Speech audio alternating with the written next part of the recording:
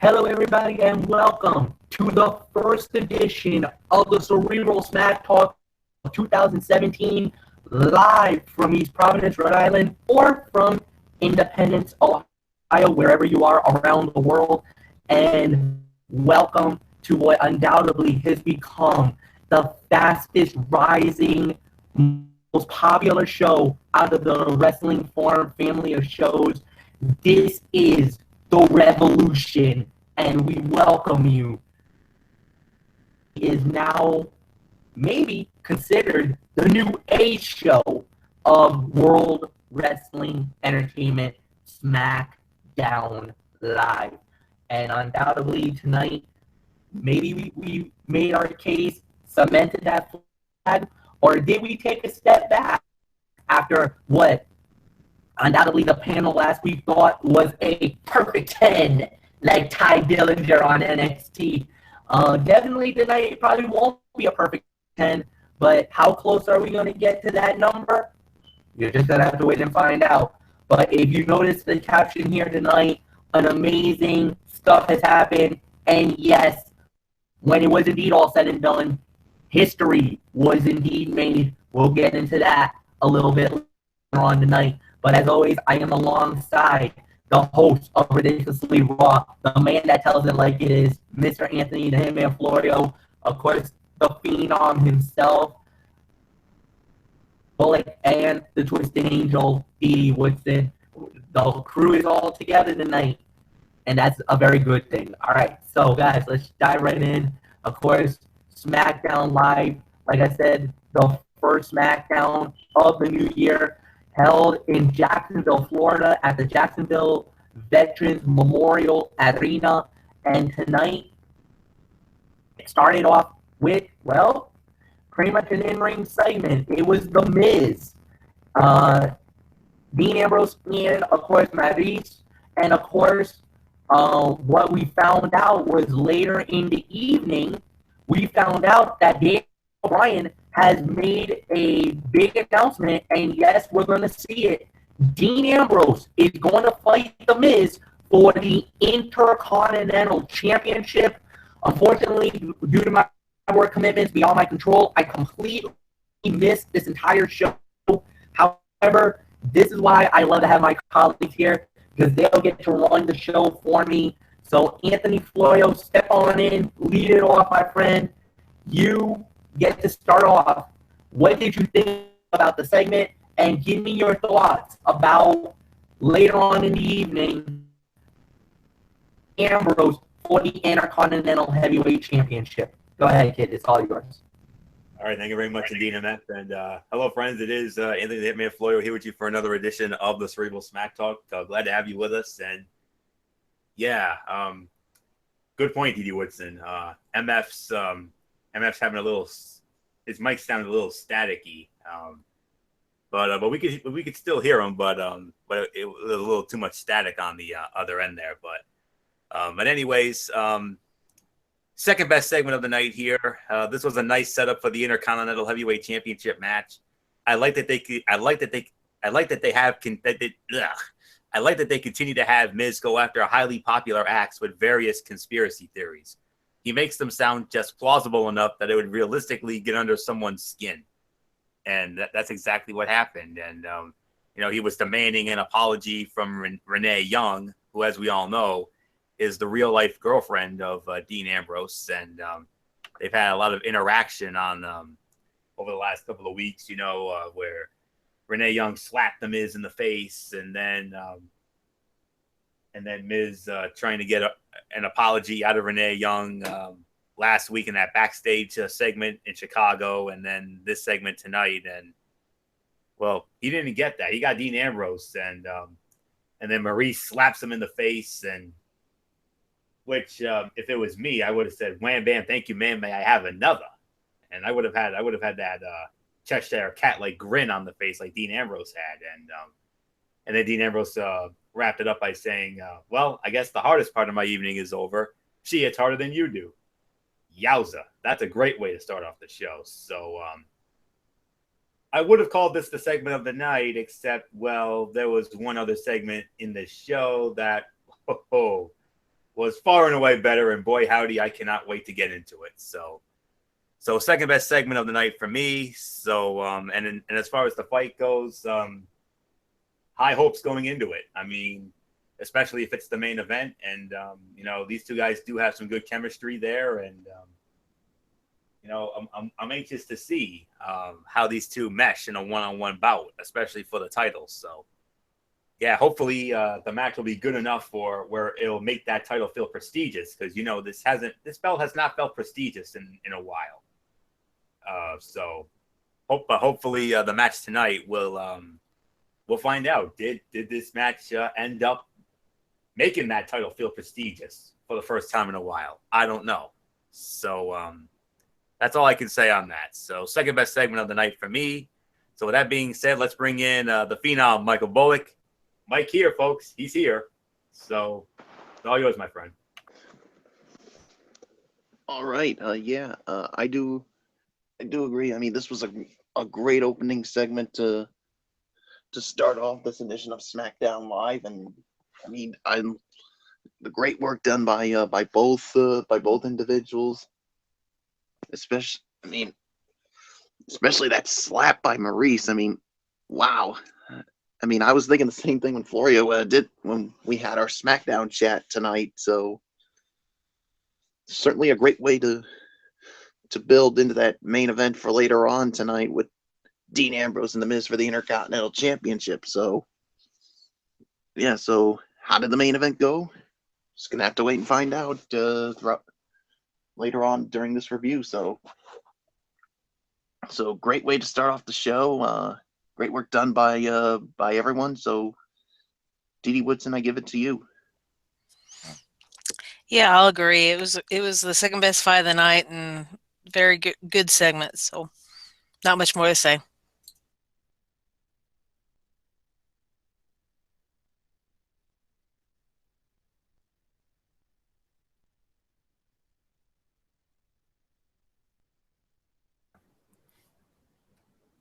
Meth, is your mic working?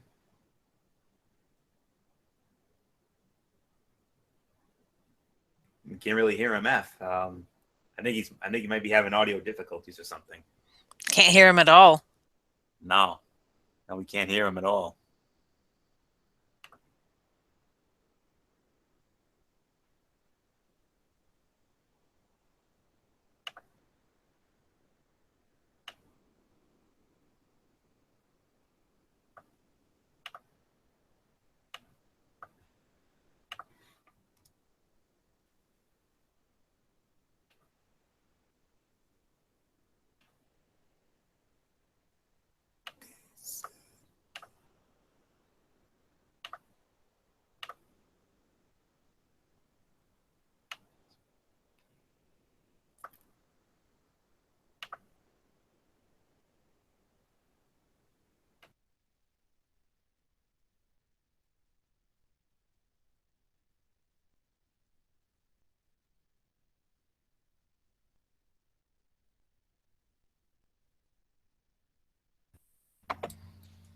I think we had him for a second.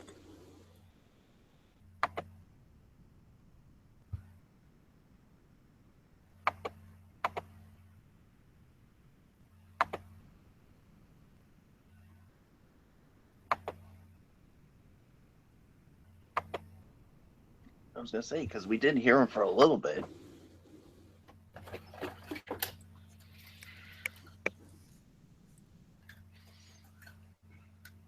Maybe he's trying to fix the mic.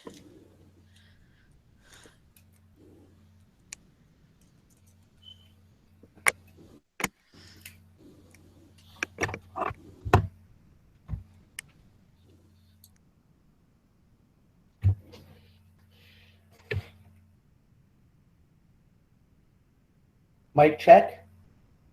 There we go. Yep, we got you. Okay, I guess I had, because what I did was I put my headset on because I really didn't want to do it, but I guess I'm forced to on this one. So, all right, guys, I got my headset on. Sorry about that, folks. Like I said, I was trying to do it without the headset, and apparently it kind of backfired on me. So, oh well. Sorry, guys, about that. I do apologize, and let's just move right into the next part of the show. Dead air, hate when that happens, but yeah. And the next thing we had was our first fight of the night. It was Dolph Ziggler going one with Baron Corbin, and the winner of the bout in 16 minutes and 43 seconds was Baron Corbin, hitting the end of days. Michael Bullock, you lead off, my friend. What did you think about this match? I thought this was a good match and certainly a good way to kick off the matches portion of SmackDown Live, and I'll give it about somewhere between three and a half when it comes to this. I mean, I thought it was, like I said, a great way to start off, and boy howdy, I mean, another tough loss for Ziggler, and just when it looked like Baron Corbin was basically going to do a little extracurricular activity to Dolph Ziggler, basically Kalisto comes out and rescues him, and then all of a sudden, out of nowhere, Ziggler basically laid out Kalisto with a super kick and basically yelling at him that he doesn't even need his help, and then just walks out, and then you saw backstage later, and then you saw backstage he went into the locker room, and Apollo Crews basically was not happy about it, and then Ziggler said it was none of your business, and Apollo Crews is like, you know what, Kalisto's my friend, so it is my business. And then they started going at it. So yeah, I think we could say now that Dolph Ziggler is definitely a heel now, and who knows, maybe, I think a heel turn for me, I think it's going to do wonders for him. And I mean, yeah, he had good moments as a baby face, but I think a heel turn will definitely help out his cause. So 3 to 3.5 stars on the match. So Dee Whitson, what says you? I'll agree with the rating, and yeah, it seemed like that's pretty much what Ziggler was doing the heel turn, and what a better way of doing it than turning on the guy who comes out to assist you in the end. So yeah, I'm not going to say too much more on that. So it's yours, Florio. Yes, indeed. I'm actually going to give it the solid 3.5 stars. Bullock and I watched this match during our SmackDown chat, and we definitely agreed it was one of the top fights of the night for sure. I'll tell you right now, it's between two matches for fight of the night. This is one of them. I think you might know where I'm going with the other one. But as far as this one goes, this was a very good match. I mean, this got about 16 minutes or so. I mean, some would call the match a rerun, but 16 minutes and 43 seconds. I mean, some say it was a rerun as predicted, but I love the post-match frustration shown by Dolph Ziggler. And there's no doubt about it. This is a heel turn now. I mean, his character work as a face has not really been that good for a while, and it's about time he got a chance to try something else, because they have messed him up so badly, and I think a heel turn will do the trick and do some wonders for Dolph Ziggler, I think, and that's all I can say about it. And nothing lasts forever, and I know there were some who loved him as a babyface, but and you noticed that the minute he laid out Kalisto and just started going nuts on him, you noticed that there were some fans out there that were doing yes chants, and in a way, I was kind of doing that myself, because I mean, he needs a character, he needs a repackaging, and repackaging him as a heel, I think, will definitely do some wonders. And what else is and one other thing I need to make a note of, Baron Corbin, his stock continues to rise as he puts in another excellent performance, and they're building matches smartly around his strengths. And I told Bullock this during our SmackDown chat as well. we got a couple of dark horses in WWE, one on each show. When it comes to Monday Night Raw, the dark horse on that show is no question about it, Braun Strowman. And I said it last night. I'm expecting big things from him this year. I think he's in line for a push. Baron Corbin is far and away the dark horse on SmackDown Live, and I have no doubt by the end of this year, just like Braun Strowman, I think he's going to win a championship. I don't know which one he's going to win, but I would be very surprised if they don't put a belt on him this year. There's no question about that. Corbin against Strowman. Hey, I'd like to see that, D.D. Woodson. I mean, that would be an interesting matchup, but maybe an interpromotional match down the line. I mean, that would be something, but I don't think that's going to happen right away. Good fantasy booking on your part, though. I'll give you that. So, but as far as the fight goes, 3.5 stars. At worst, it's the second best fight of the night, and a phenomenal match. Great near falls, great Shakespearean drama in there, and the heel turn by Ziggler, well done. And it looks like it's his first feud, his first heel feud could be against Apollo Crews. Hey, that's a good one. That's a great way to start the Ziggler heel turn. And Apollo Crews, there's another guy that we've been, wanting to see do something. I mean, he's been tragically underutilized as well. And you put him in a program with Ziggler, that's a great way to get some notice. No doubt about it. So, well done, SmackDown Live. You're doing what you keep doing what you do best, and far and away better than Monday Night Raw, and that is storyline progression. Well done. 3.5 stars. At worst, second best fight of the night. So with that being said, MF, let's move on to our next match or segment there.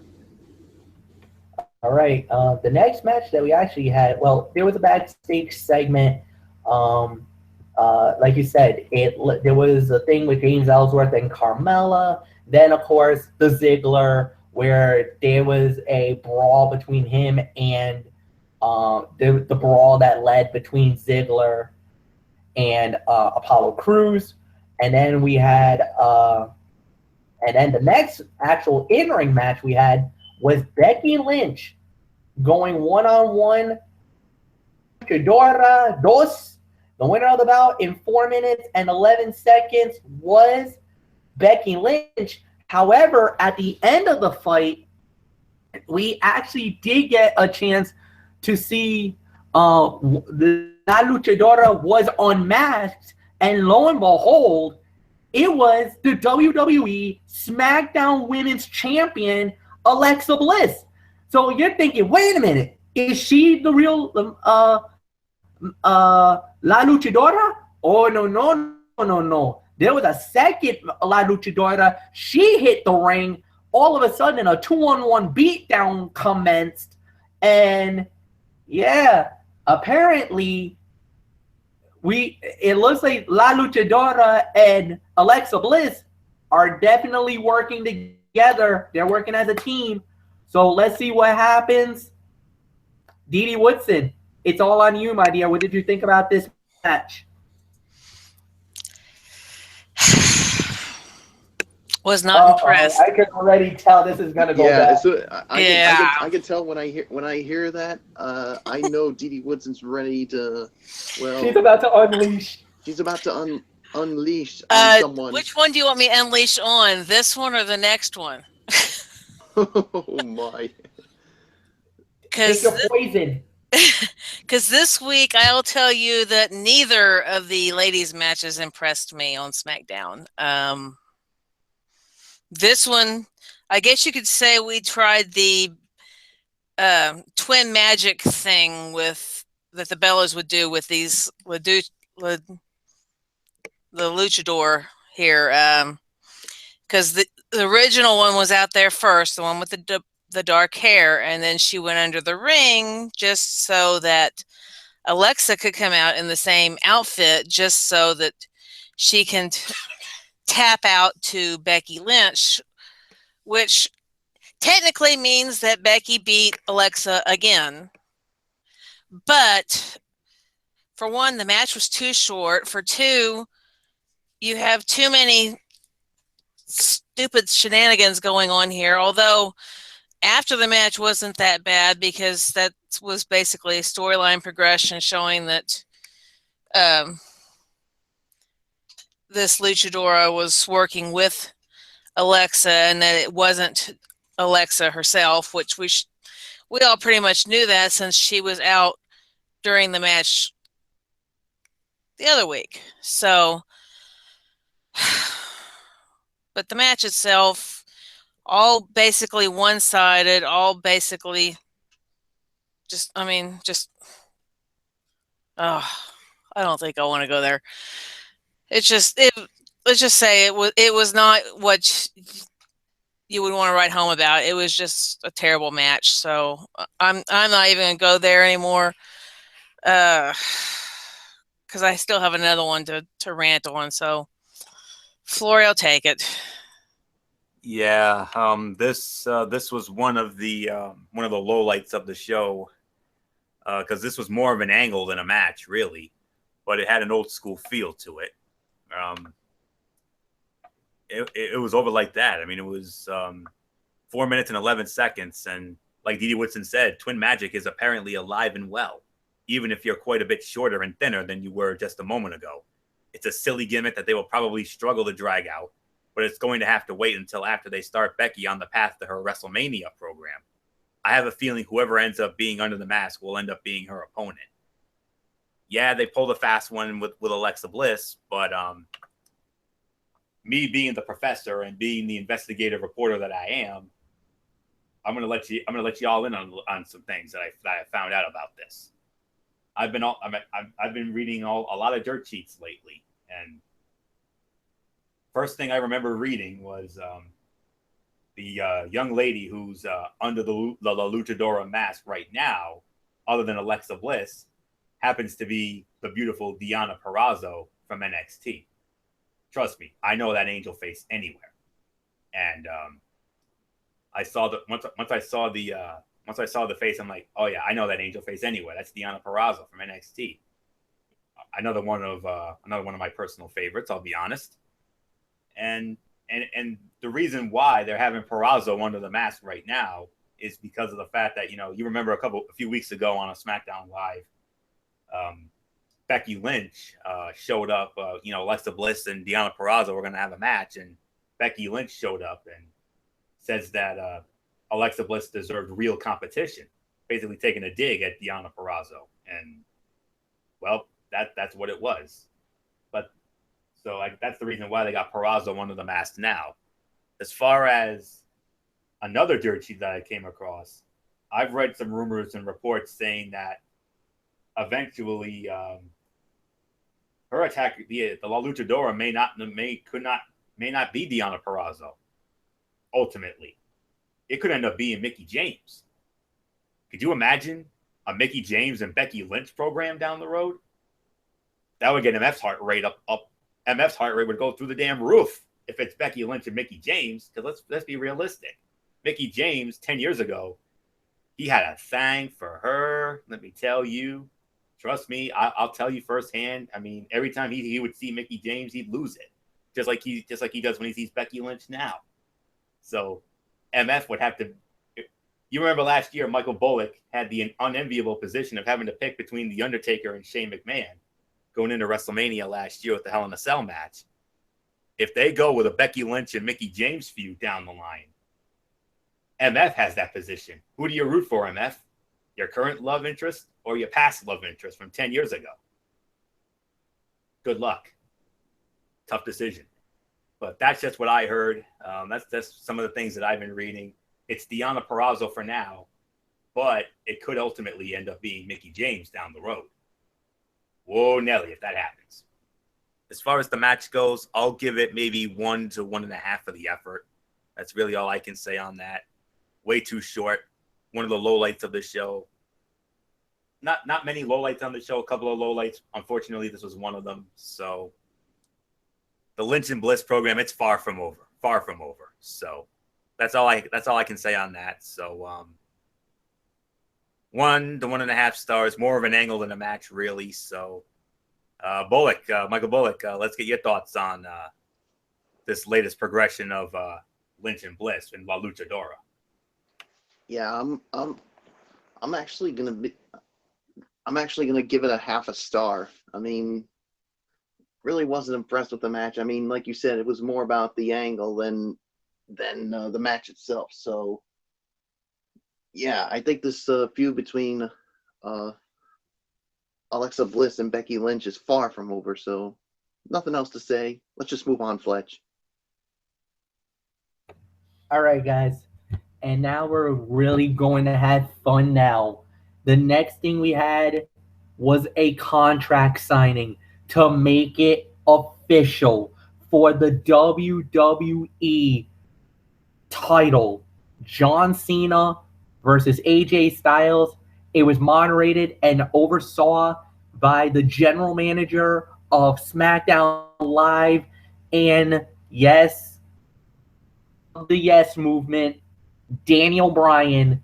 However, there was one other interruption, a big interruption. Baron Corbin, the lone wolf, and what happened next is got everybody talking in the water coolers tonight because the contract is signed. It is official, but the last image that we saw, Baron Corbin hit the end of days on the golden boy of WWE, John Cena. Whoa. Anthony Florio, front and center. You lead off. You get it, man. So that happened. That's all I can say. MF and Bullock, you know when I say that I usually mean business when I say that. So that happened. Yeah, it did.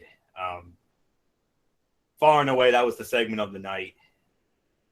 And of course, it's already the segment of the year because it's the first show of the year. Duh. And better than any of the segments we had on Raw last night, although we had that awesome segment at the end of the show last night when the Kevin Owens show with Goldberg and them. But, oh, my Lord in heaven. AJ Styles and John Cena, they're just so damn good together. Let's not kid ourselves. I mean, they did it again tonight. 5-star segment. It had the feel of Shakespearean drama. I said last week's show was the greatest SmackDown Live episode ever. Well, I'm going to pull the trigger again here. That was the greatest contract signing I ever saw.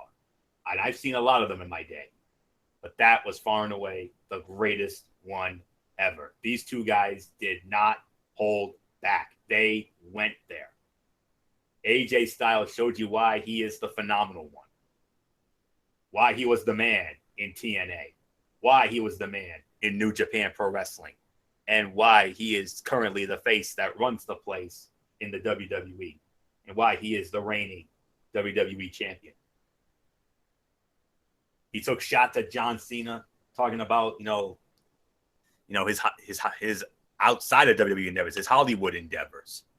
And, oh, man, where do I even begin from this? And, first he ripped. Well, here's the thing. Daniel Bryan left. And he left them on their own. And AJ said, "Hey, Cena, you're the luckiest guy in the world right now because you just got a title shot from a guy that you could technically consider your brother-in-law, or as I call him, a Bella brother, because they are the Bella brothers. Let's not kid ourselves because of who they're dating. Duh." He said what a difference a year makes. Last year, Cena said AJ needed the win because otherwise he didn't belong in the WWE and that he was just an overrated indie guy.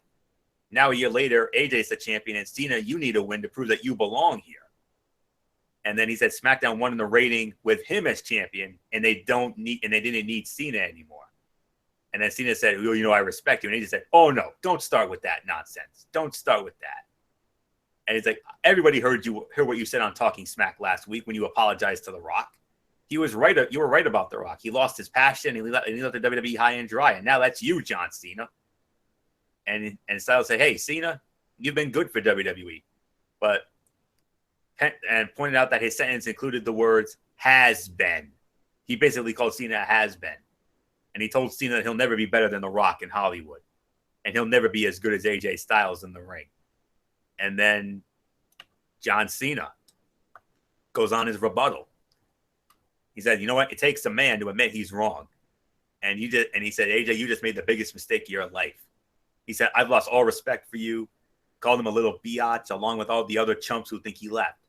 He said, yeah, he has to win to prove he still belongs and to shut up everybody who says he's gone Hollywood. And Cena then went into preacher mode and told Cena he told Styles that he didn't have any passion. He said he got injured and people said he'd be out a year. He was back in 4 months. That was passion. And he says, and Styles goes where they tell him to go, and Cena goes till they tell him to stop. That's passion. Oh my Lord. And then Cena went on about how Styles can bring your family, bring your friends, and A game to the Royal Rumble because I'm still going to kick your ass and I'm going to take your championship. And I'm John Cena. Recognize. You think that's it? No.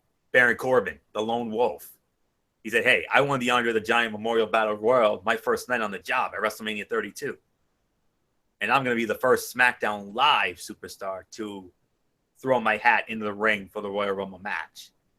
He says, I'm not only going to enter it, I'm going to win. And he says, I don't care if it's you, AJ Styles, or if it's you, John Cena. I'm going to leave WrestleMania the WWE champion. And then Cena said, you know what? Styles ain't going to fight me. How about I pick a fight with you? I'm going to pick a fight with the toughest guy in the room. And Corbin says, hey, you know what? Do talk to me like that again. I'll knock your teeth down your throat. And then they get ready. But here's the thing, MF. I have to correct you. Baron Corbin did not hit an end of days on John Cena. AJ Styles hit an enziguri cheap shot on John Cena. Baron Corbin just stood tall over him. Whoa, okay. Noteworthy and very good segment. AJ Styles, excellent on the mic. Cena, way better on with his rebuttal. Corbin gets a nice rub from his appearance as well. Cena versus Styles is very much the best SmackDown Live has to offer. And this was a worthy kickoff to what should be a very fun and wild and crazy build towards the Royal Rumble. I know the Royal Rumble is all about the Royal Rumble match. I get it. And that's as it should be. You want to talk about what's going to steal the show? It ain't the Rumble match ain't going to steal the show. John Cena and AJ Styles are going to steal the show again. They've already had 2 5-star classic matches, although technically the first one wasn't really a 5-star because of the Gallows and Anderson interference at Money in the Bank. SummerSlam, that was a straight-up 5-star classic, and in many people's eyes, the fight of the year last year. And then, of course, you remember the triple threat match at No Mercy with Dean Ambrose. That was very good, too. We've seen a lot of great WWE Championship matches in the Royal Rumble over the years. 2 Royal Rumble matches have been for the title. Bret Hart and Razor Ramon. What a title match they had in 93. What about Bret Hart and Diesel? Yeah, that ended in a draw, but still, that was a damn near classic. Bret Hart and The Undertaker in 96. They had a classic title match. Rock and Mankind in 99. The I Quit match. That was awesome. In many people's eyes, though, the greatest title match in the history of the Royal Rumble, of course, Triple H against Cactus Jack in Madison Square Garden in the year 2000. What a match that was. That was a 5-star classic. I don't care what anybody says. Triple H and Angle had a great title match in 2001. How about Angle and Benoit in 03? That was an instant classic. So many greats. And Cena and Umaga in 2007. That was awesome. I mean, point I'm trying to make is there have been memorable WWE Championship matches in the 30-year history of the Royal Rumble. Triple H and Cactus Jack is the standard bearer for now when you're not counting Royal Rumble matches. 92, of course, forget it. That was my all-time favorite Royal Rumble match ever. And this, with John Cena and AJ Styles, you know it's going to be a 5-star classic. It's going to be a 5-star classic. It's going to be Shakespearean drama. And I'm going to put this on the record right now. You're looking at a bona fide match of the year candidate, an early bona fide match of the year candidate. And if we keep getting built like we got tonight, the match of the Royal Rumble, oh my God, can you imagine how crazy that thing's going to be? 60,000+ in the Alamo Dome. Oh my Lord in heaven. I'm My sides are aching just thinking about the awesomeness that is to come. Cue my JBL here. Somebody call the sheriff. These boys are going to steal the show. Yeah, they're going to steal the show. You damn right they're going to steal the show. We're going to be talking more about their fight than the Royal Rumble match itself. You're to your first. I don't care what anybody says. 5-star segment of the night, already the segment of the year. Fantastic segment all around, and it's very interesting, and it'll be very interesting to see where Baron Corbin. We'll see what happens with him. We'll see if he continues to stick his nose further into the main event game. I said it earlier. I'll say it again. He's on his way to a push. He's the dark horse of SmackDown Live, whereas Braun Strowman is the dark horse on Monday Night Raw. Period. And a quotation and a statement. Michael Bullock, how do you follow that? I don't even know how the heck to follow that, but man, what a freaking segment this was. Yeah, this was the segment of the night, and up to this point, the segment of the year. I mean, great work done by both men, and oh my gosh, I mean, Florio and I, we had a whole lot of fun with this, and I mean, both of these men, they did not hold back, and trading verbal jabs at each other, and oh man, and I mean, I don't know what else is there to say. I mean, Florio basically just mentioned everything, and I agree. This match at the Royal Rumble for the title, it's going to steal the show at the Royal Rumble. I mean, no disrespect to the Royal Rumble match, but this match is going to steal the show, and I'm going to call it right now. It's going to be a 5-star classic. Book it. D.D. Woodson, what says you? Oh yeah, definitely the segment of the night. Definitely going to be the fight of the, well, at least the fight of the month. I don't know if we can go much further than that yet, but it's definitely going to be, you know, one of the top fights, just like the rest of them that they've done. So much.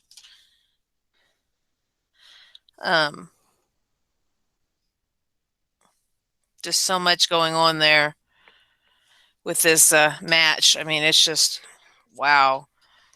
The build up and, you know, Corbin throwing his hat in the ring. Man, it's going to be interesting because no matter who wins this, I mean, they're going to be facing whoever wins the Royal Rumble. And if it is Corbin, man, that's going to be another, you know, top match of the night when we get to WrestleMania, but we have to wait and see who wins the Royal Rumble. Yeah, the Rumble should be the top match of the night for Royal Rumble, but man, I think this pay-per-view is getting stacked pretty well with matches, so we may have a few top contenders there on top of this. So yeah, that's not much more I can say about it. So Fletch, it's yours. All right, and then normally we don't talk about backstage segments, but this one has to be addressed. Maurice approached Renee Young, slap across the face, a biatch slap, and told her, "Don't you ever touch my husband again. If you thought that this thing that you need any more fuel to the fire on between The Miz and Dean Ambrose, it just ignited where the wife of The Miz just slapped down Dean Ambrose's girl. And don't think for 1 second that will not be was not noticed by everybody, because that definitely imploded right before our very eyes. All right, we'll get into that on another night. The next thing we do have is Carmella going one-on-one with a wrestler named Aaliyah, and out at ringside, well, basically Carmella asked for James Ellsworth to be at ringside, and Ellsworth agreed. The winner of the bout in 2 minutes and 55 seconds was Carmella. She hit No chin music on Aaliyah, setting it up for the code of silence for a tap out victory. Michael Bullock, I hate to do it to you, brother, but you are the one that's going to have to lead off on this one. So, my friend, it's all yours.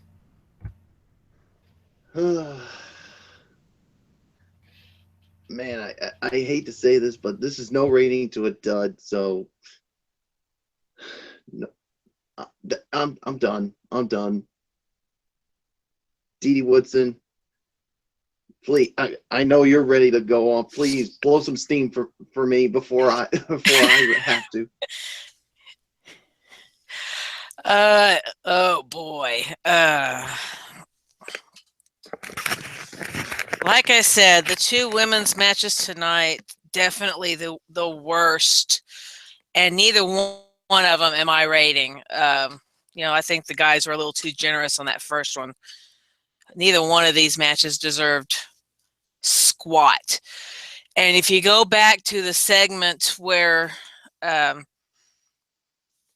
near the beginning of the show, where Carmella and Ellsworth were in the back, when he took off his shirt, if you noticed it, that first little glance, she was almost disgusted that he did that. And then all of a sudden, she just went into this little cheery thing and just was all, cheers Ellsworth type thing. So you can tell right there, she's playing a game. I don't know what it is. He's falling for it. And by the time he figures it out, she probably will really have fallen for the little dweeb. But couldn't they have done anything better for the NXT young lady to have a half decent match than to have her face Carmella with Ellsworth and have Ellsworth even interject himself in the freaking match? For one, he has no point being out there. Two, why the heck is he even bothering to interject himself into this match? I mean, what was the point? Trying to prove that he's worth Carmella's time? I'm sorry. I don't like it when the ladies interfere in the guys' match, and I hate it even more when the guys think that they're hot stuff enough to interfere in the ladies' matches. We're supposed to be in this new revolution for the women where the ladies are supposed to be on the same playing field as the guys now. They're having the same billing as the guys now, finally. Just for you guys to take this all the way back to the beginning before we even started the so-called Diva Revolution and going back to the crap matches and the ho-hum diva fights and the BS that we all were griping about before we even started all this new revolution crap. And here we are now having these matches that they don't even make sense, let alone have anything to do with anything. I mean, the only good thing that came out of Becky and the luchador was the fact that it was a story progression. This wasn't even a story progression. This was nothing. It was a filler. It was stupid. It had no place being in the show.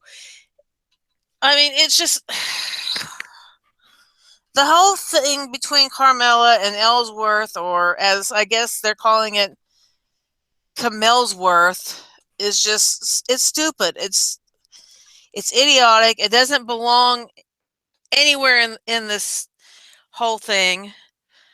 I mean, for me, I would have rather sat here and talked about Maurice and Renee over this stupid match. I mean, Renee has just as much right to slap Maurice for slapping Dean Ambrose as Maurice has to slap Renee over The Miz. I mean, at least that makes sense. This piece of crap, no, this don't make sense. This don't belong on the show. This just dropped SmackDown's high ratings back down just a few more notches with these ladies matches, and I just wish they would just go back to the drawing board and say, okay, let's rethink what we're doing with these ladies, because right now, guys, you all either need to get your acts together or you need to find some new writers, because we're sick and tired of the crap. We're not here to sit here and watch this crap. We're not here to sit here and watch you all waste the talent of these ladies, waste our time as wrestling fans to watch this crap. I mean, there's much better things that we could be doing than to sit here and to waste 5 minutes or 10 minutes or however many minutes you all waste putting this crap on here. I mean, just like,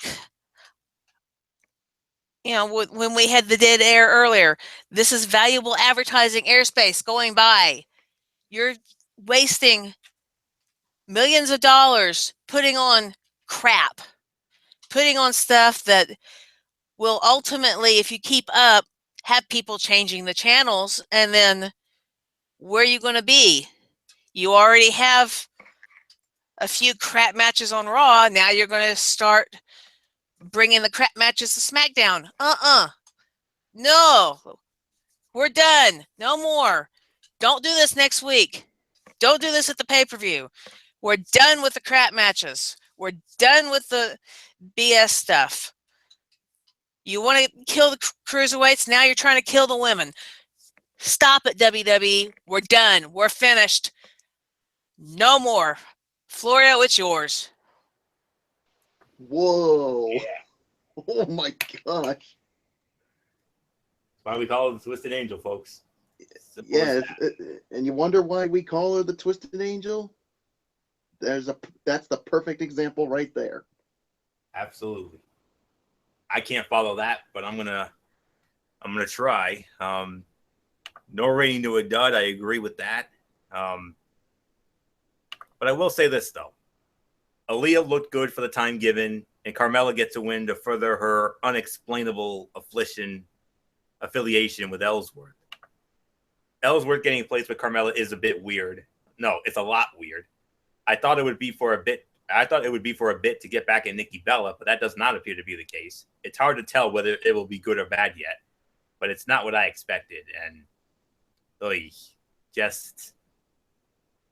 and Didi Woodson makes some valid points. I mean, and I hate to be that guy, but I'm going to be that guy when I say this is why, when it comes to the women's division, Monday Night Raw is far and away better than SmackDown Live. Let's not kid ourselves.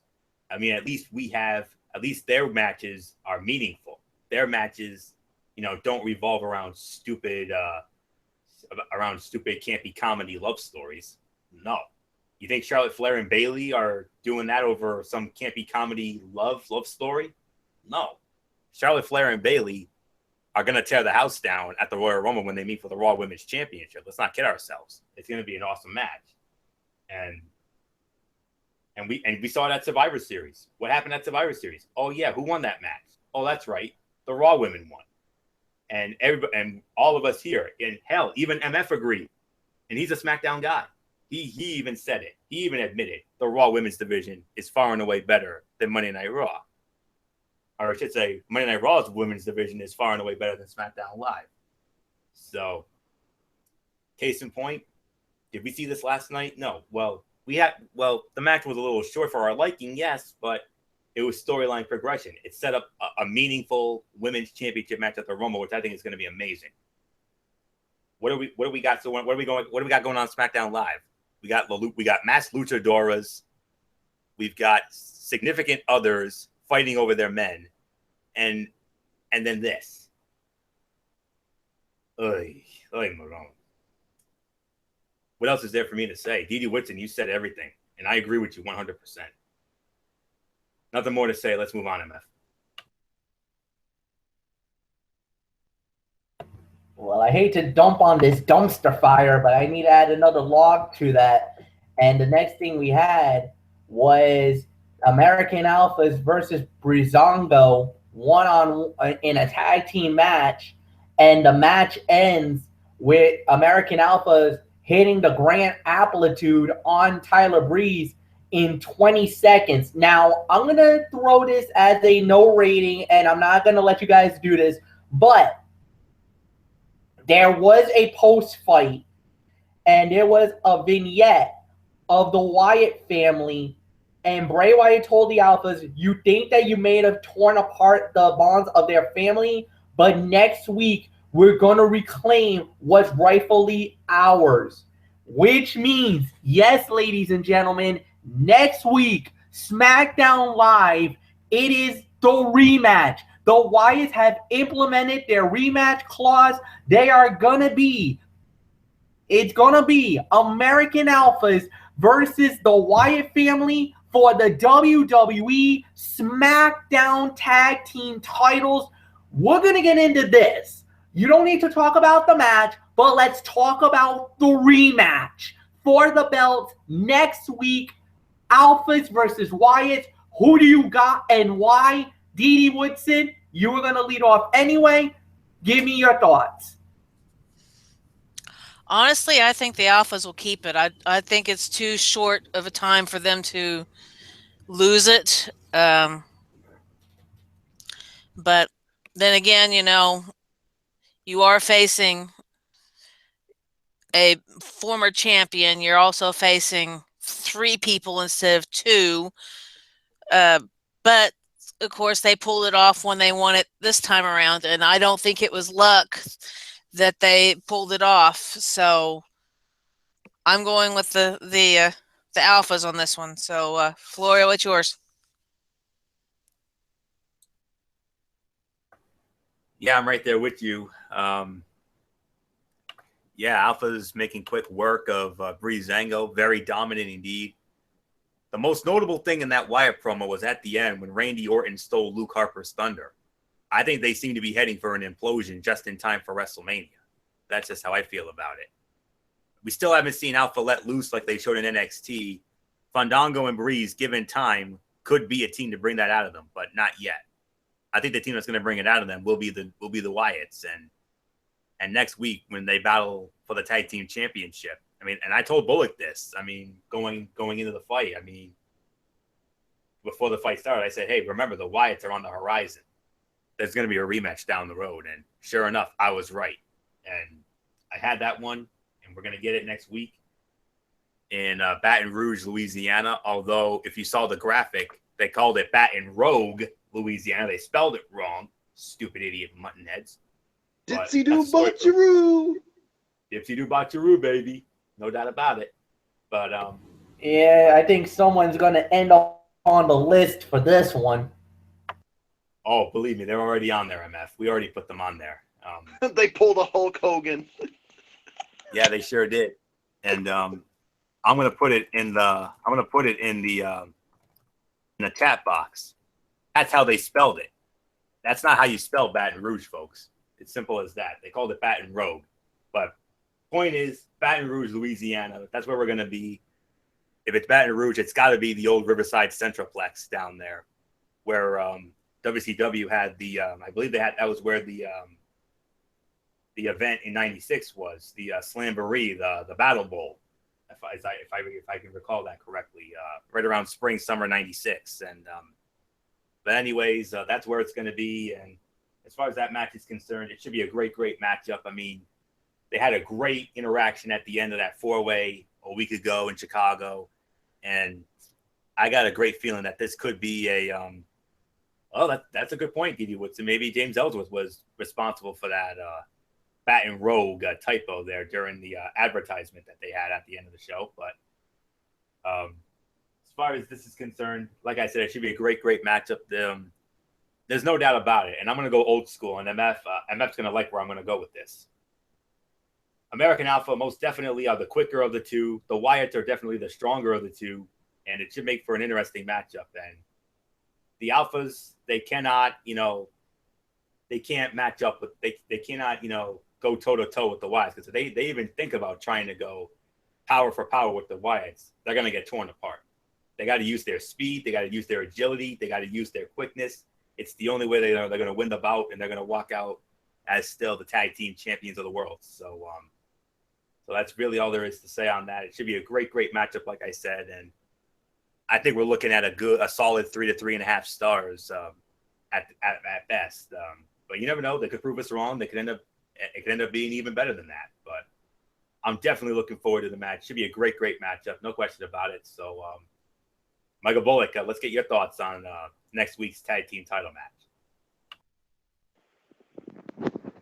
Yeah, I think this is definitely going to be a really good tag team title match next week. And of course, the only question is which two members of the Wyatt family are going to be challenging them. Will it be Bray Wyatt and Randy Orton? Will it be Randy Orton and Luke Harper, or Bray Wyatt and Luke Harper?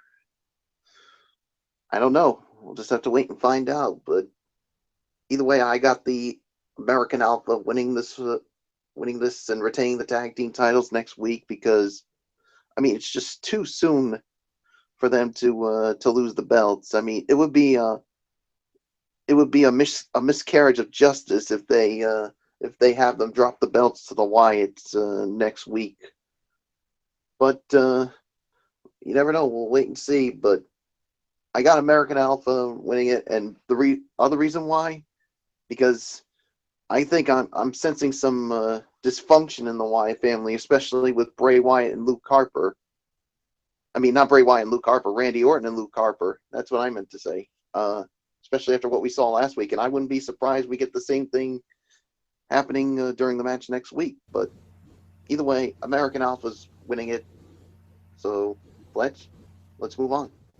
All right, and on top of that, because not only do we have that match, we got 3 matches announced for next week's SmackDown. But I won't do that just yet. I'll save it for a little bit later on. Maybe I'll hit you guys after you guys do your overall reviews. Then I'll give you those matches announcements for next week.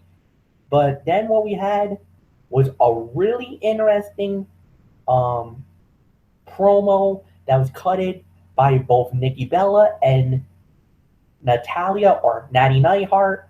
They both went at it. My goodness, this got really personal. This got really good, folks. So who leads off? It's Anthony Florio. Florio, you lead off again. It's up to you. Go ahead. Third best segment of the night, but there was something that Natalia said during that segment that really rubbed me the wrong way. And Michael Bullock, you know where I'm going with this. And I'm going to let loose right here and now. I'm going to be ridiculously raw right here and now. I know it's probably part of the storyline angle and yada yada, but she said, "Oh, I'm way better than my Uncle Brett ever was." Stop right there. That is beyond debatable. Do we not remember what Bret Hart did in his WWE career? Do I have to spell it out for you, honey? 5-time WWE champion, 2-time Intercontinental champion, 2-time tag team champion, King of the Ring, co-Royal Rumble winner with Lex Luger in '94. Oh, and one thing that he is now, and you're not going to be unless something happens with you, unless you have a career renaissance, Hall of Famer. Have respect for those that paved the way for you. That really rubbed me the wrong way. I mean, don't get me wrong. I still love her and all, because of the Hart family lineage. But when she said that I'm better than my Uncle Brett ever was, that immediately rubbed me the wrong way. Immediately rubbed me the wrong way. So I just wanted to get that off my chest real quick. As far as the segment is concerned, very good segment, like I said. It was a better verbal performance from Natalia and Nikki than we saw previously. They're retreating a lot of the same ground over and over, so they need to get a match on the books to further this feud. And lo and behold, we're not going to have to wait that long to get that. MF will tell you about that in a little bit. Natalia will eventually run out of people to accuse Nikki of sleeping with someone to get ahead in life. Because, she went out because, she brought up the whole John Cena thing like she always does. And Nikki Bella said that, me and my sister, me and Bree and I worked hard for our success and to make the Bella brand, what it is. And she said that Natalia was living off of her family's legacy. And And Bret Hart, Bret Hart tweeted about how he respected Nikki Bella and the whole thing, and Natalya didn't like that, and she said, and then when she said that she was the best of the Hart family and better than Bret ever was, yowza! Like I said, really rubbed me the wrong way. But other than that, though, I mean, but then again, if she said that she was better than her uncle, I mean, I'm just glad that she didn't go after Owen or Davey Boy, because that really would have set me off. But that would have set me off too. Amen to that, Bullock. And we had a back and forth during that, and I said the same thing. And let's not forget. And I don't know if I told you this, Florio. I'm sure I don't know if I did, but I actually got to meet both of them. Who's that? Owen Hart and the British Bulldog. Lucky you. I wish I could have been. And I got an autograph from both of them. So awesome. Yeah, if she had gone after both of them, I really would have gone off, and I would have gotten my shovel, and I would have buried Natalya's ass. Hallelujah to that, Bullet. Wait a minute, guys. I'm sorry to interrupt here. I'm sorry to jump in on this. I just got this breaking news, guys, and I just need to talk about this. Basically, this just came through the wires a short while ago. This has nothing to do with Smackdown Live. I must apologize. However, this has something to do with Superfly Jimmy Snuka. No, he is not dead. However, it has been determined that a judge has actually dismissed his murder charges. Basically, he was standing trial for which was basically, according to a 1983 death of Nancy Augustino. It has been confirmed today that, according to Lehigh County Judge Kelly L. Branch, that she is dismissing the charges against Superfly Jimmy Snuka. He was being charged with third-degree murder and involuntary manslaughter. The charges has been thrown out. He will not stand trial. So that just came through the wires just a short time ago. So Anthony, you can continue your thought. I just wanted to cut in on that. Well, I'm glad you addressed that, MF, and I already knew about that as well. I read that dirt sheet a little bit ago, just before we started the show here tonight. So I'm glad you addressed that, and I'm just glad that that whole thing is over now, and I'm glad that Superfly is not going to be going to jail. I mean, too nice of a guy. I mean, he was an awesome guy. I mean, we all remember, I mean, how great a guy he was when he was wrestling. So, but I'm just glad, because I could never picture Superfly Jimmy Snuka doing that kind of stuff, and I'm glad that whole thing is over. But as far as this is concerned, like I said, it was a good segment. It was the third best segment of the night overall. It was a better verbal exchange from the two of them, like we saw previously. Even though it is starting to, even though I am starting to get a little bit tired of it, it's starting to overstay its welcome a little bit with me. But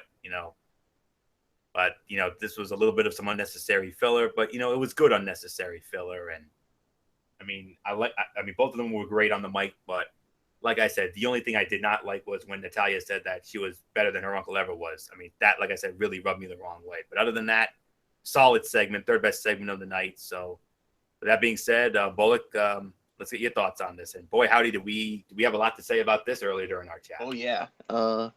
Yeah, I love the verbal jab between the two of them. I mean, it really got personal when both of them talking about different things, and of course, like you said, I mean, when Bret Hart sent out that tweet about with that picture of him with Nikki Bella, and it did not make Natalya happy, and that's when she basically said that she's better than Bret the Hitman Hart, and it rubbed me the wrong way too, because I also like Bret Hart as well, because I even once owned a pair of his Bret Hart sunglasses when I went to I think it was a house show a long time ago, and I had a lot of respect for this man. And as soon as she said that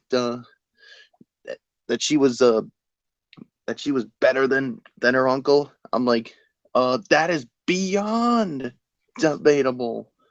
I mean, you mentioned all the accomplishments, and what has Natalia done? She she's only won one Diva title. That's it.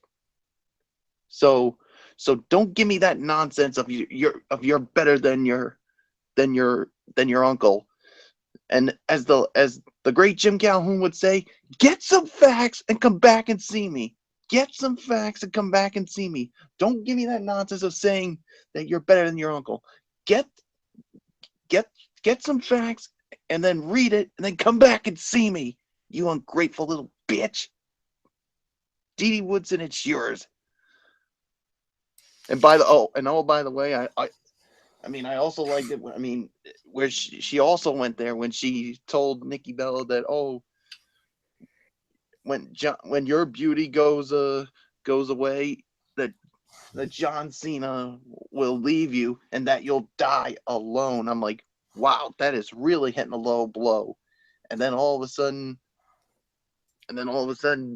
what a right hand by Nikki Bella. She basically almost knocked her out, for goodness sakes. I mean, whew. I don't know what else I should say. Now, Dee Dee Woodson, I give it to you. Oh boy. Okay.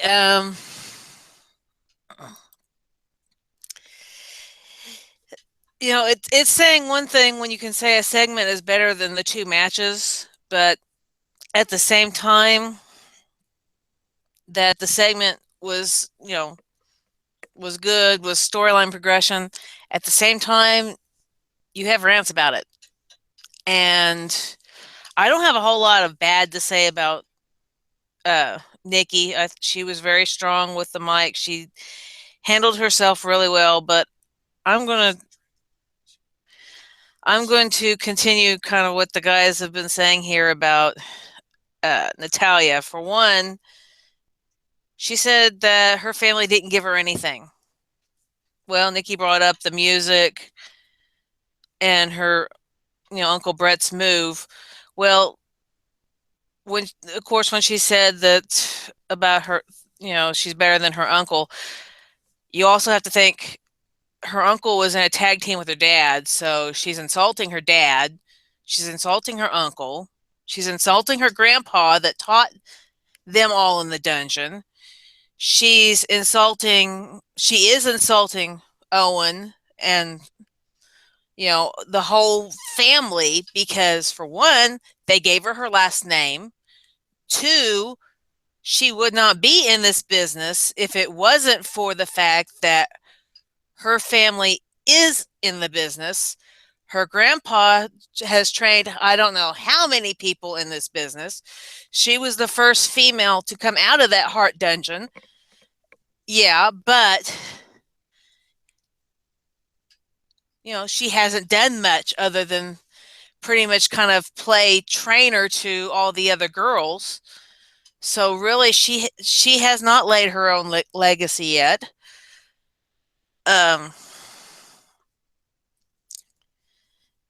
She's strong on the mic, yes. She's a good wrestler, yes, but she hasn't done anything to impress anybody. And apparently, management sees that and doesn't think she's ready to step up to actually, grab a hold of the title or anything like that. And, in all the other speeches they've given, she's thrown the Diva show in Nikki's face and the Bella show in Nikki's face. And yes, we brought up the relationship with John Cena. Well, Natty's in a relationship married to TJ. TJ's not anywhere around. He's injured. He can't wrestle anymore. I mean, what's the point in bringing up the significant other when, it doesn't matter if she's in a relationship with John Cena. It doesn't matter if her brother-in-law is Daniel Bryan. She's not kissing butt to get to where she is. She she's doing like everybody else, and she's working her butt off. Yeah, she's got looks. So does Natty. So what? I mean, almost every girl in WWE has looks. Almost every girl in WWE has either been in a Divas magazine or some other magazine, or has been in a commercial, or has done some sort of TV spot. You've had several that's gone in and done movies. So what?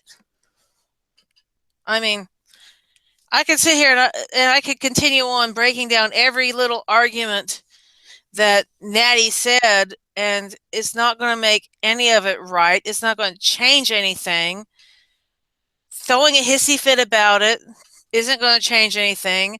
Nikki slaps her. She lays there in the ring. She cries. JBL, wham, wham, wham, call the ambulance. Yeah.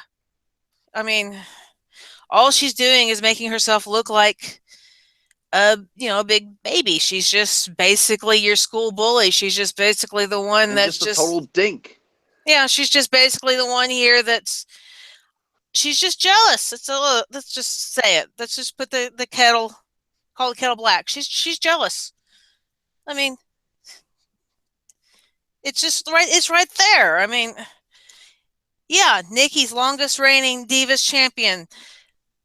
Yeah, they started off with, as we said, the twin magic, stuff like that. But as the two twins got their own individuality, where Nikki started coloring her hair, and Brie started doing more her own thing, and Nikki doing more her own thing, they started actually building their career and building their brand, and not as a unit, but now as two separate entities. And so that kind of throws a lot of Natalya's little things she's throwing out here out the window, because, I mean, yeah, Nikki has ties to higher ups, but that's not how she's getting her job. That's not how she's getting things she wants. She's not kissing butt for it. She's working her butt off. And I don't see someone like John Cena going and knocking on Vince McMahon's door saying, hey, look, my girlfriend deserves this, this, this, and this, and this, when he's already stated he's not going to put a ring on her finger. He's not going to give her kids. He's not going to do this. He's not going to do that, all because he was screwed by his last relationship. I mean, it's not something that we know all these divas are dating all these wrestlers, but we don't need to have this thrown in our face every week, guys. All right?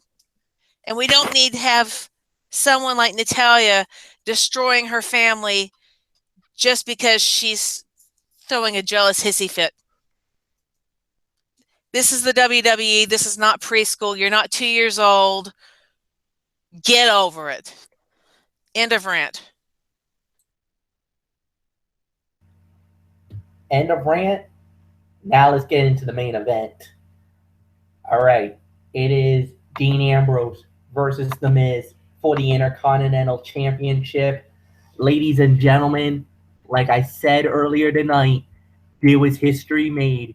The winner of the bout and new Intercontinental Champion, Dean the Jeans Ambrose.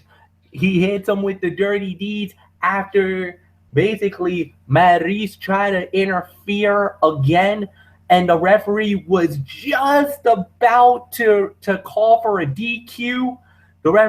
Dean Ambrose begged, just throw. Ambrose was like, no. You know what? Just do this. Throw Maryse out of the building. Let me get my opportunity. Let me continue this fight. Sure enough, the referee was like, you know what? Okay, fine. This is for the IC title. Maryse, get the bleep out of the building. You're out of here. They let him go. He tried to go for a skull-crushing finale, reversed into a dirty deeds. 1, 2, 3, and we have ourselves a new champion. Michael Bullock, you lead off. Fight of the night here, boys. This was the fight of the night here. I'm gonna give it about 3.5 to 3 3/4 of a star. What a match this was! Certainly a great way to close out SmackDown Live, and I mean we had a lot of Shakespearean drama in this match. I mean, counter after counter, and yeah, there were times. I mean, Maurice would get involved in the match, and she slapped Dean Ambrose outside, and just when it looked like the referee was gonna call for the disqualification, Dean Ambrose was basically stopped. It's like, no, no, no, no, no, no, no, no, no. Just throw her out of ringside. This is for the IC title. So he says, you know what, Maurice, you're out of here. And she was not too happy about it. And then Miz tries to take a cheap shot with the IC belt. And Dean Ambrose kicked out of that. And then he tries to hit the skull-crushing finale, reversed into a dirty deeds. And let's just say the Intercontinental Championship reunion tour is officially over. And yeah, Dean Ambrose is once again your Intercontinental Champion. And fellas, I was watching Talking Smack earlier, and let's just say the Miz went on another tirade. I'll show it to you once we go off the air. So basically, fight of the night, 3.5 to 3 3/4 of a star. Nothing else to say. D.D. Woodson, what says you? Yeah, I'd agree with that. It definitely was the fight of the night, and basically Dean Ambrose did exactly what he said he was going to do. And out of the two men, he was the one who basically kept his relationship out of the whole match and kept it focused on where it needed to be, which was on the title itself. To the point that he begged the referee not to disqualify and to let the match continue so that he could actually pull it off in the end and become our new IC title holder. And thank God the reign of the Miz is over, and he may be from Ohio up here, but quite frankly, this transplanted Ohioan or transplanted Oklahoman to Ohio is sick and tired of this boy, and I think we shouldn't have any more reunion tours. We shouldn't have any more worshiping the Miz and the ground he walks on just because he's so-called movie star material. I'm glad it's over. So, Florio, it's yours. No question about it. This was the fight of the night by a smidge over Corbin and Ziggler. But this was the fight of the night, no question about it. 3.5 to 4 stars. Very good match. They played well off of each other and just delivered a quality main event. I'm not sure if it sticks. I can see a dusty finish where Miz admits he should have been disqualified when Maurice got involved, and that Ambrose had no right to stop the ref from doing his job. It would play perfectly into his entitled D-bag character. But I got a feeling we're going to see that skullduggery regarding the finish next week. The ref being convinced to send away Maurice rather than DQ Miz could be a way to force Ambrose to hand the title back over. It was an entertaining match, though, with multiple times they could have pulled the rug out from Ambrose with heel tactics, but he persevered. So, very good match. Definitely had that element of Shakespearean drama, no question about it. 3.5 to 4 stars. Fight of the night. And just like Gorilla Monsoon and MF always like to say, history was indeed made. And I noticed on commentary towards the end, JBL said those legendary words that Jesse Ventura and Gorilla always used to use. Miscarriage of justice. Oh, I love that. That felt old school to me. So, somewhere up there, Gorilla Monsoon's probably smiling at JBL. Absolutely. And and maybe Jesse Ventura too. But I know I was. So and then again, if MF and I were doing our commentary, I probably would have said it myself. I would have said a miscarriage of justice and a major atrocity. Whereas MF would do is history has been made, and he would have done this. Oh, I love it. Come on, MF, you know you would. And I know at the end of the night, Anthony Florio would have said, "And the pleasure was all mine. Thank you very much." Well, the pleasure was all yours. Yeah. Well, but you was throwing it right at me. That's why I said. Absolutely, absolutely. Exactly. So that's what I meant. Dee Woodson had to step out for a minute, so We're just gonna go right into we're just gonna get right into the overall review. This is basically open form like we always do. So give me your thoughts, guys. What did you think about SmackDown Live tonight? Give me your overall assessment. Whoever wants to jump in. All right, Anthony, go. Yeah, I got this one. No doubt about it. I'm gonna give it between 8 and 8.5 out of 10 for this show tonight. SmackDown was bookended by two very good matches, and the filling was some fun stuff and solid storytelling that played off of last week and set the stage for 3 matches next week. Add in the strong promo work, and SmackDown again delivers. Nicely paced episode of SmackDown overall, without any segments that really overstayed their welcome.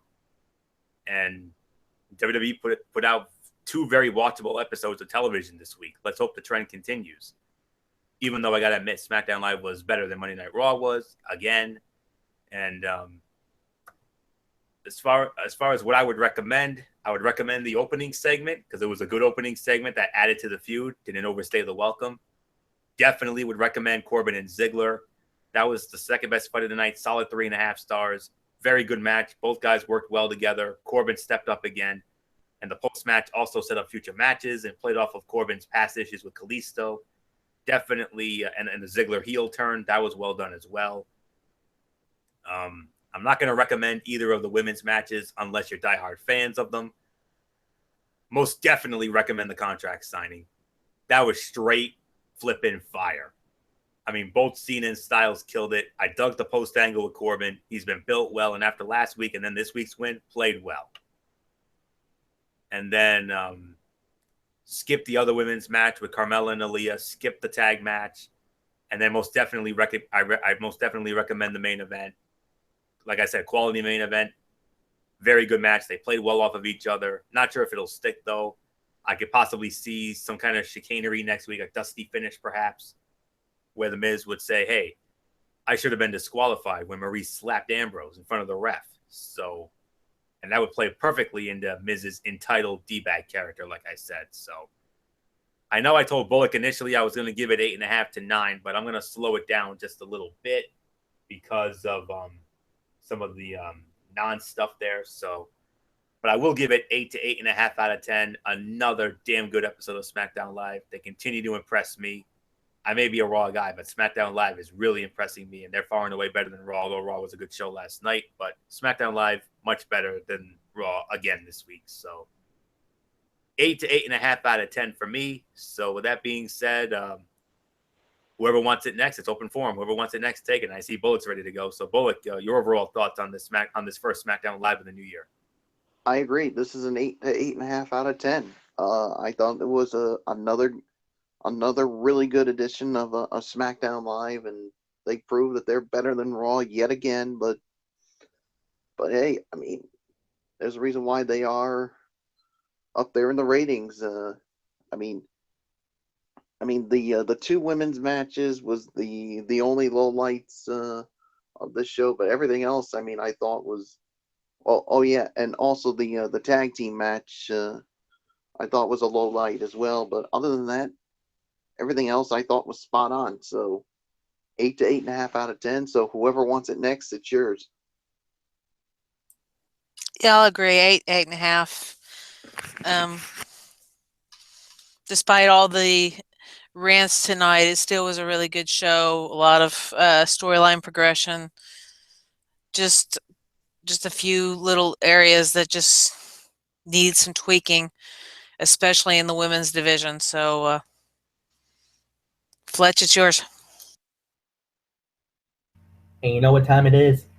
It's time for the Mikey's Mindset. It's Lucha Underground, folks. And this is how we're going to jump it off. First off, we had Jeremiah Crane going one-on-one with the man of 1,000 deaths, Mil Muertes. Of course, the sexy Katrina in the corner of Mil Muertes. The winner of the bout was actually Jeremiah Crane. He won the match. Good for him. Congratulations. The second fight of the night we had was the Worldwide Underground, Jack Evans, and the Night Wolf, PJ Black, goes up against Analetico and the Son of Havoc. Of course, two of the three members, of course, the other one is Ivalice, and they used to be the Trios champion. This was just tag team action, and the winners of the bout was the Worldwide Underground, Jack Evans, and PJ Black gets the victory on that one. And then what ended the show was the most epic, I'd probably say the best 30 minutes of wrestling I've ever seen. Match number 4 and match number 5 of the best of 5 series for the ultimate opportunity, which was Tejano versus Cage. First off, the winner of match number 4 was Tejano. That made it 2-2. And then the fifth and final fight, the fight to decide it all, the winner was the machine they call Cage. He wins the series 3-2, and the ultimate opportunity is he now receives a Lucha Underground world title match sometime down the line against Johnny Mundo. That doesn't mean it's going to be next week. It's down the line, but he is now guaranteed a Lucha Underground world title fight. Ladies and gentlemen, we are done for the night. So what we're going to do is tomorrow night, or I should say tomorrow during the day, I will be doing a very special video, my recap of Wrestle Kingdom 11. The show goes down in about 3 hours, live from the Tokyo Dome in Tokyo, Japan. It starts at 3 a.m. However, if you go, I'm going to tell you this right now, go to New Japan Pro Wrestling World right now and subscribe. It's about $8 a month. So to watch this event, this is the only way you're going to get to see this live, and it's going to have English commentary. I will tell you right now, Kevin Kelly, former WWE announcer, now the voice of Ring of Honor, he will be the lead commentator. The analyst from Lucha Underground, Matt Stryker, he's going to be the color analyst for this event. This is going to be an unbelievable show. They are ready. The fans of Tokyo has been waiting for this event for months. And what an event and what a night it's going to be in the Dome. They're predicting over 40 to 50,000 to jam-pack the Tokyo Dome tonight for that event. It's going to be an unbelievable event. Tomorrow, I will have the recap. This will be on Braves Fan 95. And then Friday is another edition of Strictly Sports. I guess we can call that. It is Wild Card Weekend, the preview of the National Championship game, Alabama versus Clemson. If there's any other news, we'll probably talk about it at that point. Of course, the final power rankings of the NFL season, how are they going to stack up? We will have that all for you guys Friday night, 10:30 Eastern on youtube.com on the Tone 25. Plus, I think we might get into some UFC talk as well. I think because of the fact of what happened to Ronda Rousey, I know if we do, I definitely got a lot to say about that, to say the very least. So with that said, for Anthony Floyo, for Michael Bullock, for Dee Dee Woodson, I am Michael Flecha.